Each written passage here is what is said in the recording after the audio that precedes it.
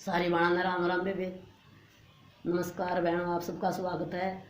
अब आज मैं आपको वैशाख मास का तीसरा अध्याय सुनाना चाहती हूँ। वैशाख मास का तीसरा मातम यानी तीसरा अध्याय।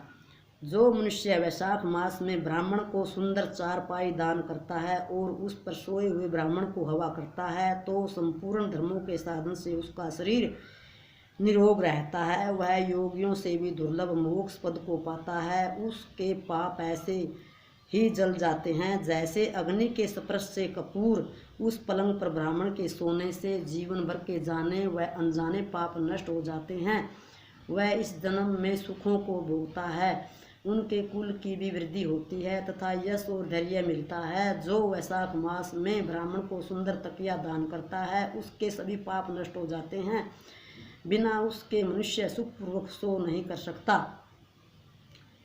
मनुष्य सुखपूर्वक सो नहीं सकता और पृथ्वी का राज्य भोगता हुआ 7 जन्मों तक सुखी धर्मपरायण तथा विजयी रहकर अपने 7 कुलों सहित मोक्ष को प्राप्त हो जाता है। जो वैशाख मास में चटाई या आसन का दान करता है, जैसे जल में पड़ी हुई वह भीगती नहीं जल से अलग रहती है, वैसे ही वह मनुष्य संसार के सब धर्मों से अलग रहता है। चटाई और आसन देने वाला पुरुष आसन और सैया पर बैठकर सुख भोगता है। जो पुष्प और कुमकुम का दान करता है वह सार्वभौम राजा होता है। जो जल से भीगी हुई चंपा तथा कुश का दान करता है सब पापों से दूर रहकर सर्व सुखी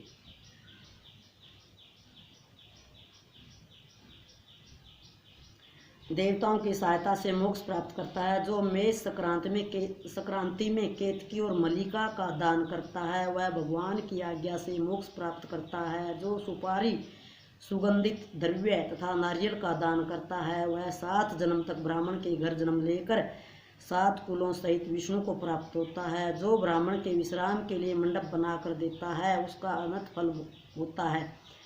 जो छाया मंडप बनाकर बालू गिरवाकर प्याऊ लगाता है वह स्वर्ग का भी स्वामी होता है। जो रास्ते में बाग, तालाब, कुआं, बावड़ी, प्याऊ आदि लगाता है मानो धर्म उसका पुत्र ही है। उत्तम शास्त्रों का सुनना, तीर्थ यात्रा, जल दान, सत्संग, अन्नदान, पीपल का वृक्ष लगाना तथा पुत्र यह समान ही